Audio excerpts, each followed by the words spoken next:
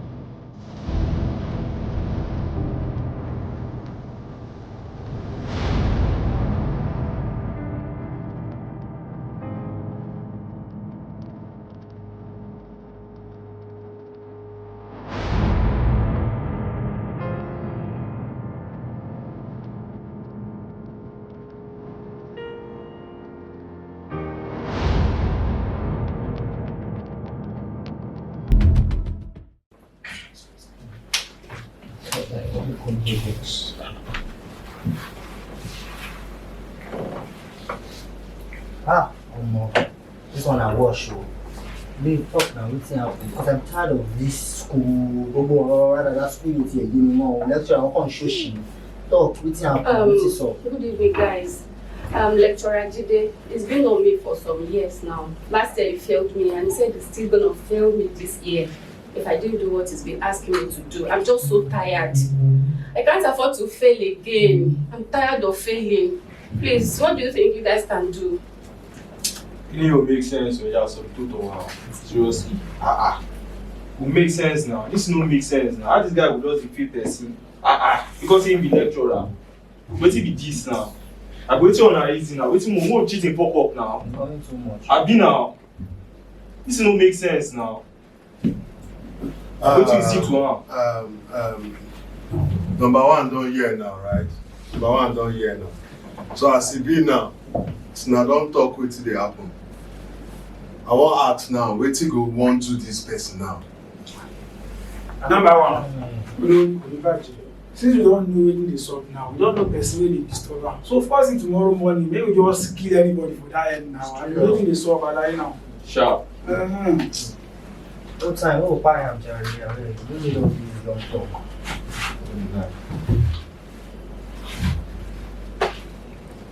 First thing tomorrow morning, I do, Baba. make now perform the operation one time. Don't talk. I need results. Yes. Thank you. Èmi rí kankan tó bá nínú nǹkan tí lecturer yẹn sọ. Ṣèbí ó ní kó fẹ́ bá sùn ni. Tó bá ti bá sùn, ó máa fèlè lọ ni. Tó bá jẹ́ mi máa dà ọ́ sọ́dà máa lè rọ́nà lọ. Ó ti fèlè lálákọ̀ọ́kọ́. Ó ti fèlè lẹ́ẹ̀kejì. Ó máa fèlè lọ náà ni o. Tó bá jẹ́ mi máa dà. Àbí tó dẹ̀ bá gbá ìwọ ló mọ̀ wá tó máa fèlè lọ ni mi ti sọ tọ̀rọ̀ fún ẹ ṣá. Ti irú ọ̀rọ̀ wo ló ń sọ yẹn náà? Ó gbà fún lecturer. Ṣé wàá ní fún ìdílé àwa sí school tábà lè kàwé pé ká pass? So ó dìgbà tábà bá lecturer ní kan kò ká tó. Kí wàá ní essence bá kàwé? Ẹ̀yin girls, ẹ má worry. Ṣeré mi ò ní ṣe mi ò ní bá máa yẹ ṣe anything kò lè máa pass. Yes, èmi ló sọ bẹ́ẹ̀. Ìyẹn ńkọ́? Jọ kí ló bójú mi? Kí ló fún ẹ nígbà tó fi rò pé nǹkan tí màá yín bá sọ wọlé fọwọ́ yí dáa? Mo ń sọ fún ẹ ṣọ́ bó ti fi ilẹ̀ lákọ̀ọ́kọ́. Má ẹ̀kọ́ tún fi ilẹ̀ lélẹ̀ kí ló mọ̀ pé nǹkan tó bá ti sọ báyìí ó máa ṣe ni. It's better kó tètè tún ro dáadáa kó tó di pé wàá ju wàá mú nǹkan tó fẹ́ ṣe lọ́kàn. Ṣé torí ọ̀rọ̀ mi lẹ ṣe wá ń pariwo lẹ ṣe wá pè mí tèmi? Sí ẹni. Ẹ sọ torí ṣé gbogbo tí dandan ni kó bá wa sùn ká tó fail? Yíbọn ẹ̀rọ dáadáa. Ṣé dandan ni kó bá wa sùn ká tó fail ká tó pass ni? Ṣé dandan ni? Ẹ wò ó ní school yìí o mi ò ní bá ṣe anything kó lè máa pass tèmi ni mo sọ yẹn. Take care. Ẹyá kúrò lórí ọ̀rọ̀ lọ́rọ̀ náà. Ìwọ ọlọ́rọ̀ máa ń jẹ́ra báyìí. Ẹ jẹ́ bá rẹ̀ sọ̀rọ̀. Ẹ jẹ́ bá sọ̀rọ̀. Dúró ó lè tún ọ̀nà fẹ́ gbà bẹ́ẹ̀. Àbúrò lọ́la yẹ. Jẹ́ kó fẹ́ gbàgbé wọ́n á jọba jọ bẹ̀rẹ̀ ọ̀rọ̀ níbo wá nìwọ lọ. Ẹ̀yin ọ̀rẹ́ mi, mo máa ń sọ fún yín àwọn ọmọ nǹkan tí mò ń gbọ́ kó ń ṣẹlẹ̀ ní skul wọn kò ṣeé fetí gbọ́ o. Especially wọ́n gbọ́ wọ́n ní wọ́n ṣe cultists ní skul wọn. Wọ́n ń pa ara wọn. Ẹ jọ̀ọ́ ẹ jẹ́ ká yọdún sáwọn ọmọ yìí o. Ìgbà míì gan ká má tiẹ̀ pè wọ́n pé àbọ̀ ká kàn yọ sí wọn lójijì. Ẹ jọ̀ọ́ mo fọlọ́run bẹ̀ yín. Mo fẹ́ ká yọdún sáwọn ọmọ yìí àbí kí lẹ́bí mo sọ. Kí lẹ tún fẹ́ sọ? Ẹ tún ti dé. Kí ló ṣẹlẹ̀ sọ́jọ́ ọmọdé ni? Wọ́n kì í ṣe ọmọdé náà. Àdẹ̀mọ́rọ́ àwọn tàbí ọmọ dáadáa ní gbogbo wọn kò sí nǹkan kan tó ṣe wọ́n. A tọ́ wọn lọ́nà tó dáa. Wọn ò dẹ̀ hùwà burúkú nílé táwa gan dẹ̀ mọ̀. Kí ló wá ń ja yín láyé tún ti bẹ̀rẹ̀ wàhálà yín? Kí ló ṣẹlẹ̀? Àkótọ́rọ̀ ló dẹ̀ sọ ojúlọ alákàndẹ́ fi ń sọrí o. Ó dá ká lọ wọ ọmọ yẹn skul. A kàn lè sọ pé wọ́n gbọ́ tó ni o. Ìgbà tá a bá débẹ̀ la máa tó mọ nǹkan tó ń ṣe ń bẹ̀ o. Ẹ jọ̀ọ́ ẹ jẹ́ ká lọ wo nǹkan tó ń dánwò ń bẹ̀ o. Anyway, ní tèmi o, ọwọ́ tèmi dí. Tẹ bá débẹ̀, ẹ bá mi kí, kẹ bá mi wà láfíà, á dáa fún yín ẹ ṣe. Ṣáàbí àwọn ilé àbí àgbà. Ó ní ká lọ wọ àwọn ọmọ. Ṣọ́mọ tí ẹ ò sí ń bẹ̀. Wẹ́ ọ̀rẹ́, ìjọ́ wo ni ká lọ? Ẹ jẹ́ ká wá next week ká lọ wà wọn. Wọ́n ti dáa. Ẹ má jẹ́ kó pẹ́ ọmọ ti bí. Ẹ ṣe wá bí oyin. Wọlé, ọmọ tí ó máa ń rí ẹ pẹ̀lú lẹ́nu ọjọ́ mẹ́ta pẹ̀lú ẹ̀ bí Sádé ní ìfẹ́ rí ìwà àti ẹ̀kọ́ wọn. Because ọmọ ẹ̀ mú ní interest inú ẹ̀ gan, so mi ìdẹ̀ fẹ́ rí ìwà àti ẹ̀kọ́ rárá àtọ̀. So gbọ́n nǹkan tí mo sọ.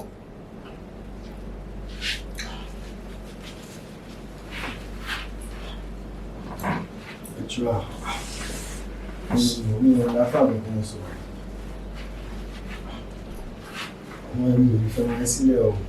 Ọmọ tí mo ti ń dì láti how many days ago. Wàá fi sílẹ̀ fún bẹ́ẹ̀. Can't do that. Really? Ló fẹ́ ní extra year ni ọmọ yìí. Ló fẹ́ ní extra year ni. Ẹ̀tura.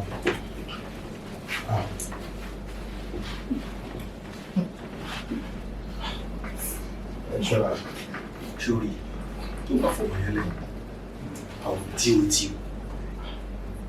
I will deal with you seriously, and o ní gbádùn mi rárá àtọ̀. Tèmi mo sọ yẹn. Mo wá wò kó gbọ́, mo wá wò kó mọ̀ gbọ́. Ẹ̀tura, I have to tell you my mind. I know if for one sec that is you used to behave. Anything say you do, but That is it. you are not God. Always remember there is God. Just leave that there for me. There is God. That is it.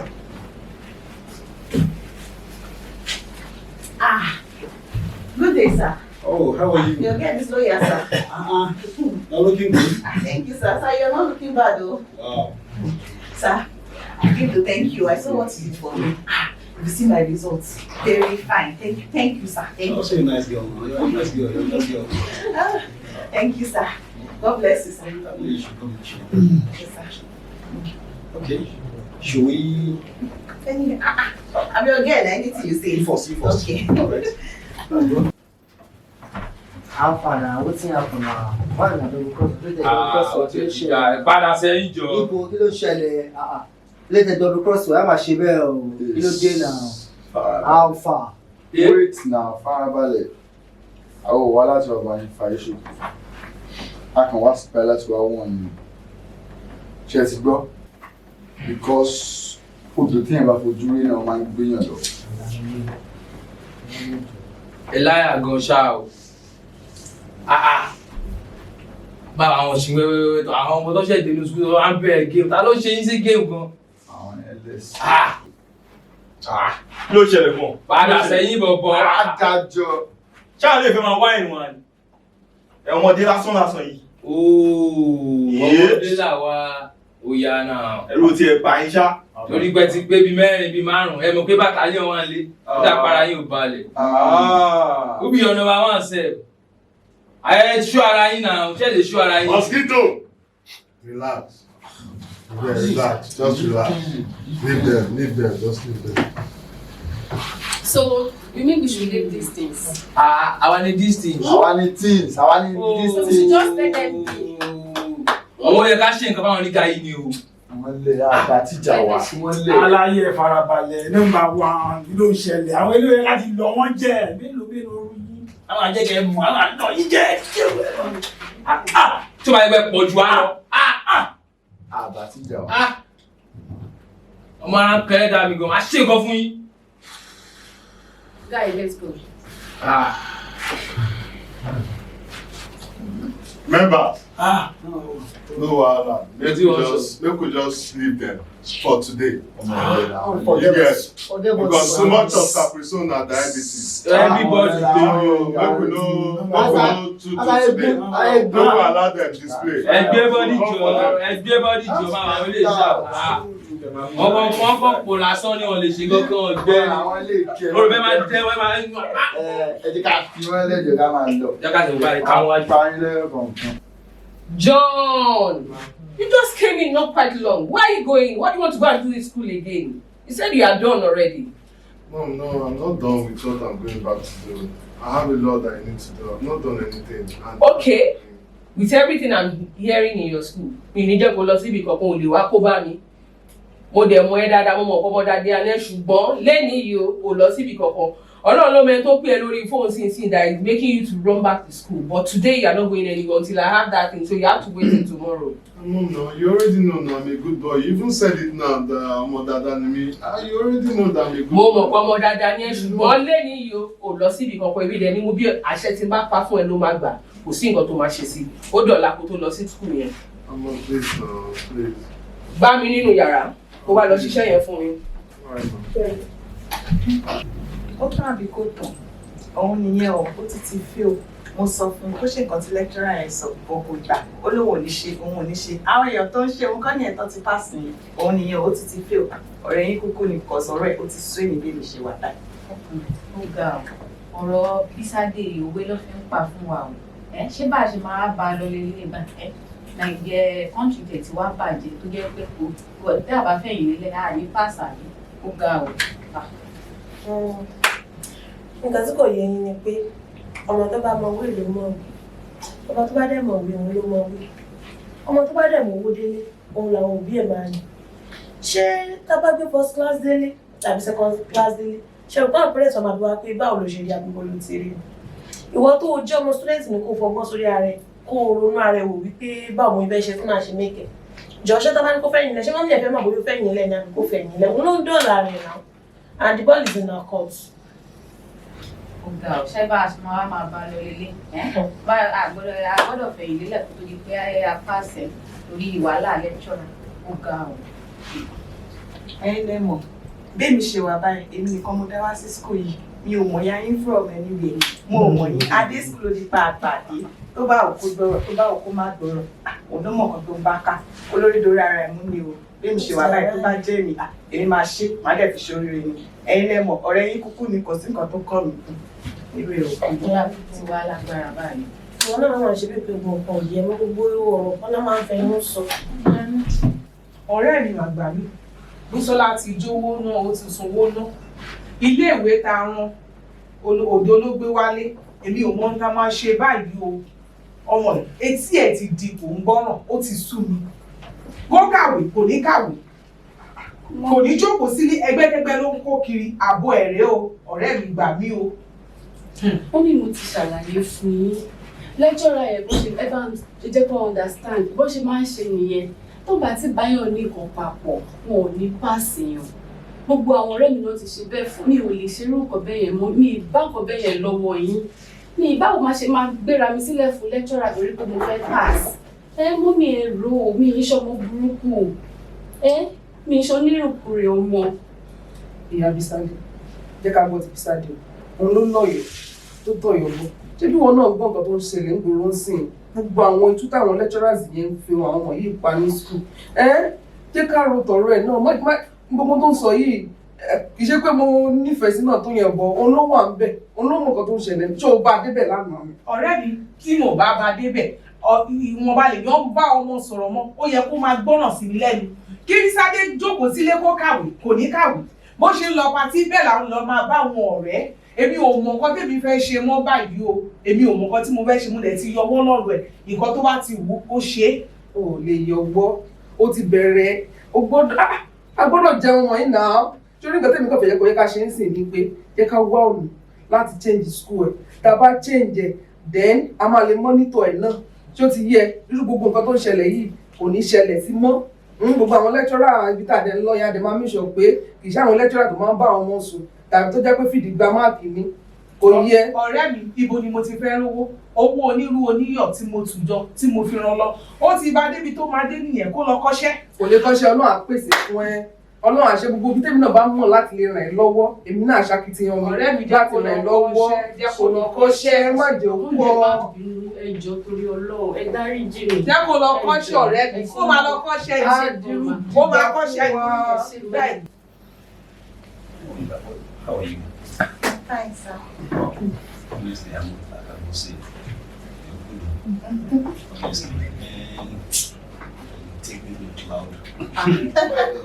Oh, sir, I'm blushing, sir. But sir, there's one thing I want to do for you. I want you to do for me. Sorry. God, security. So anything I will do for you. You know that my friend now, brother. Just help me and pass her. Just help me, please. No, that is a no going place. If you do this one for me, You know what? Anything between me and you, I can do it. Once it's from our third party, honestly, count me out. Okay? You can see your good scores, right? Yes, so I like it though. Lecturer Jide. Lecturer. Oh, I see. Down. Baby girl. Yes. Delete. Sir, I need to go. What you want there? It's here. Delete. Mr. Teacher, no be lecturer mi. Gbogbo tó ṣẹlẹ̀, mo ti ń ṣe tipẹ́. Gbogbo ìwà ọjọ́ gbogbo tó yìí, ọjọ́ kan tó lóyún. Yóò ti yí ẹ̀, ọjọ́ kan ẹ̀ ló wá pé fún ẹ léyìn náà.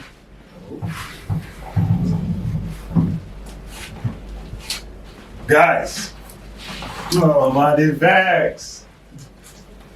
No more dialogue. Delete.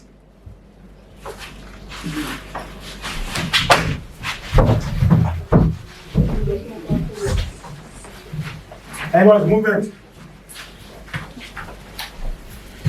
Yola, I don't understand you anymore. I'll be calling your number, sending text message, you don't reply the message. You are just acting up. I don't understand you anymore. What was happening? I'm acting up. Kí ni mo ṣe fún ẹ? Tó bá pè mí mo busy mi fi gbé kọ́lẹ̀ kí ló dé? Tí n bá rí máa pè padà. Tó dẹ̀ bá wù mí mi ní pè padà. Mo lè ṣe nǹkan tó bá wù mí. Kí tún ló fẹ́? You're already getting aggressive. I don't understand. Is it because of all those guys that is giving you those? I don't even understand. I don't even know what to say like this. But Ọkùnrin, Adam. Ṣé ò ń jowú ní àbí báwo kò sọ̀rọ̀ òye mi? Kí ló mean by is it because of all those guys? Kúkú sọ pé ṣé o ti ń gbọ́ pé ó sọ pé nàtàwọn lecturer ń ṣe one or two? Àbí mi understand àwọn guys tó ń sọ. If it is that one, ṣọ́ra àwọn lecturers yẹn, mò ń fẹ́ wọn, mo dẹ̀ ń fẹ́ wọn náà ni àwọn ló ń jẹ́ kí n ṣoríire ní school yìí. Kò dẹ̀ sí nǹkan tó lè ṣe sí. Wàhálà ẹ̀ ti pọ̀ jù kí ló dé gan. don't worry now. See all those films all the film you're acting, don't worry. You still come back. Come back to me. No be this campus. Don't worry. You go come back. Don't worry. You go come back. Mi ò lè padà wá sọ́dọ̀ ẹ̀ tí mi bá padà wá gbá mi náà ni ò ní choice. Ò ní choice wá gbá mi náà ni. Really? Yeah, na no wahala. Mo dey see. Na this campus we dey together. Ó sì, ó tẹ̀ ṣe wàyí má pè mí mọ́. máa delete nọ́mbà yín sí má pè mí mọ́ mi ní bí àgbẹ̀ tó bá ti pè mọ́ ọ̀rẹ́ ti sú mi wàhálà ti pọ̀ jù ṣé èèyàn ń fẹ́yàn ni mò ń fẹ́ ni ò ní jẹ́ kí n breathe wàá kọ́ máa ṣọ́ mi káàkiri ni kí ni problem ẹ̀ gan o fẹ́ mi ò dẹ̀ fẹ́ di mario síbẹ̀ ọ̀ràn wà ń bẹ̀ ni wo jọ nítorí ọlọ́ má pè mí mọ́ mi tí ẹ ṣe mọ́ I'm done with you please.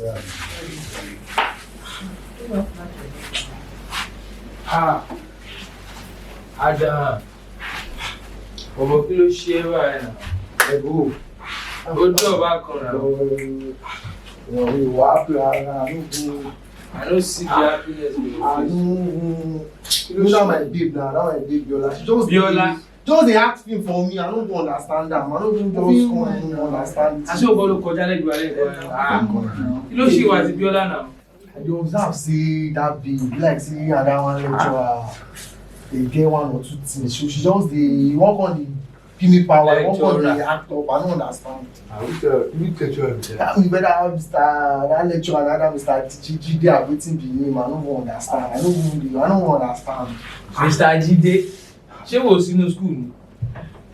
O gbọ́ kankan sọ fún gbọ́n kankan. But I no hear anything. Oh boy, you don miss a lot o. You don miss gan ṣá o. Ọmọ many things don go inside school. Mr. Jide don jump, ó ti jump. He don go like 3 days ago now. Tó bá ń ra kóró. As he dọ́run Adémábọ̀. Even sef gan àwọn other courses wa yẹn ló jump. Ló yẹ ni. Yes na àbí. Àwọn yẹn ló jẹ́ dànù Mr. Jide fọ́. Àwọn yẹn bẹ́ gan o. Ọmọ yìí tẹ ọgbà ọmọ school kan ṣe ọmọ match gbogbo wọn ni. They don drop that one sha. They don drop am bro. They don drop that one joor. Even sef gan I wan tell you the courses all this courses stuff e don tire me. Because I no get feelings. I don't tell you, bro. I no lie for you. But you know, see that Curtis man can only talk like all these Curtis thing on the run. You know, see when they put us inside bush, when they ban us, when they follow us for some kind of things, you know, I see they be me. I don't want wetin go come dey stress me. Bro, kò sí yẹn jàre jọ. Sábà kọ́ la fara wa sí ni. Tó bá fẹ́ yọra wa tó máa para ni. A máa yọra wa kò sí ìgbọ̀n kàwá náà lẹ́nu. To ṣọ́ọ̀ṣà. Bro, téèyàn bá ti ń ro ibi téèyàn ti ń bọ̀ fújọ àwọn ìyá yẹn tó ń rán yàn skul èyàn fẹ́ ṣe rádaràdà bó ṣé máa ń jọra wọn nù skul ṣé wọ́n fẹ́ jọ ni. Ọ̀rọ̀ yìí ti ń gùn jù ẹ jẹ́ ká lọ wá nǹkan mú ká mọ̀. Káwé fast time o má jẹ́ kí Bíọ́lá ṣe léṣe ó ti yẹ káwé fast time. Yeah, ladies and gentlemen, my guys and girls in the audience, I want to talk about cultism rather. So cultism is a very dangerous and bad game. So you have to desist from anything cultism. It's not healthy, it's not something you can be proud about. You have to really behave yourself not to be in any society, name it any whatever, just abstain from anything cultism. And I also want to say that say no to cultism. Say no to cultism. Thank you. Ẹ kú dédé ìwòyí o. Mo fẹ́ sọ̀rọ̀ nípa àwọn lecturers tí wọ́n máa ń fi tó máa ń bá ọmọ student sùn kó tó di pé wọ́n pass. Ṣé ó dáa àbí kò dáa? Kò dáa. Ẹ̀yin tèmi ṣé ó dáa àbí kò dáa? Kò dáa. So tá bá rí gbogbo àwọn lecturers tí wọ́n ń ṣe gbogbo nǹkan yẹn fún àwọn ọmọ iléèwé, ẹ dẹ́kun ẹ stop ẹ torí ìwà ìbàjẹ́ ni ẹ jọ̀ọ́ torí Ọlọ́run ẹ má ṣe mọ́. Thank you. Ẹ̀yin òbí àwa síwájú yín lónìí ẹ jẹ́ ká mójútó àwọn ọmọ wa ọ̀nà Ọlọ́run nìkan kọ́ la máa tọ́ wọn o ká wá fi wọ́n sílẹ̀ ká máa lọ ní gbogbo ìgbà láti lọ máa wò wọ́n níléèwé tán wà torí àwọn ká rò bóyá wọn ò lè sọ̀rọ̀ nǹkan tó ń ṣe ó ní agbára Ọlọ́run á ràn wá lọ́wọ́ o gbogbo wa ni la máa jèrè ọmọ lágbára Ọlọ́run. Say no to what? Cultism.